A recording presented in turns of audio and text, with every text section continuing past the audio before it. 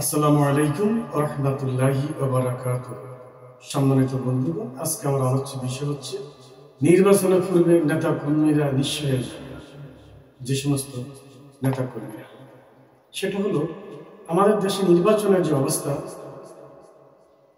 এই অবস্থায় নেতা কর্মীরা কিছু ভুল পথে যাচ্ছে, কিছু সঠিক পথে যাচ্ছে। সঠিক পথ হলো আর ভুল পথ হলো এই, যারা নির্বাচনে টিকিট পাবেন, যে সমস্ত কর্মীরা হাঁটছে ভবিষ্যতের আশায়, তাদের ভবিষ্যৎ ভালো, তারা হাঁটা ডান দিকে। আর যে সমস্ত এমপিরা বা প্রার্থী যারা আছেন, যারা টিকিট পাওয়ার আশা আছেন কিন্তু তারা পাবেন না, এটা শিওর। কিন্তু ওই সমস্ত নেতা কর্মীদের অবস্থা খুবই খারাপ হয়ে যায়। কারণ আমাদের দেশের দ্বন্দ্বের কোনো শেষ নেই, শুধু উসিলা পেলেই সমস্যা তৈরি হয়ে যায়। এই জন্য আমরা যারা কর্মী আছি, নেতার পিছনে হাঁটছি, আমাদের হাঁটা চলা কথা খুব সাবধানে করতে হবে। কারণ নির্বাচনের পূর্বে সেটা 1 বছর হতে পারে, সেটা 2 বছরও হতে পারে। এখন আপনি যদি মনে করেন এখন আপনার নেতা টিকিট পেয়ে যাবে আর হেঁটে হেঁটে আপনার মনে যা ইচ্ছা তা করে বেড়াবেন, বড় নেতা হয়ে যাবেন, এলাকায় মানুষের ক্ষতি করবেন, এতে করে আপনি বিপদে পড়ে যাবেন। সাবধান। আমরা কর্মী, আমরা কখনো এমপি মন্ত্রী হতে পারবো না। যদি মনেই করি তাহলে কথা চলা হিসাব করে করতে হবে, বলতে হবে।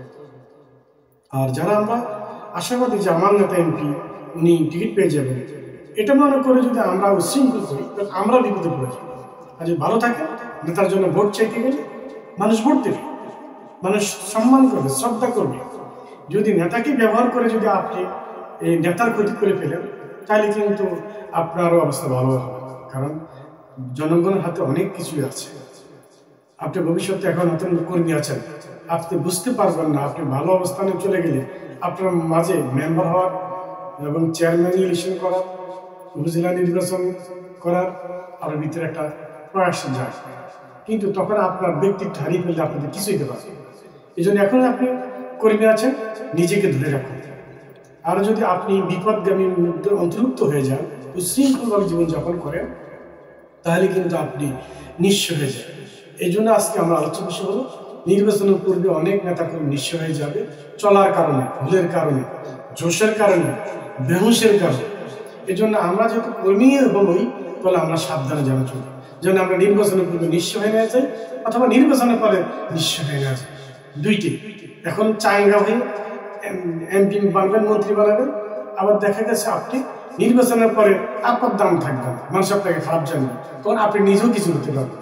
এই জন্য যেন নিঃস্ব হয়ে না যায়, নির্বাচনের পূর্বে আমাদের সাবধানে রাজনীতি করতে হবে এবং কর্মী হয়ে রাজনীতি করতে হবে। আসসালামু আলাইকুম ওয়া রাহমাতুল্লাহি।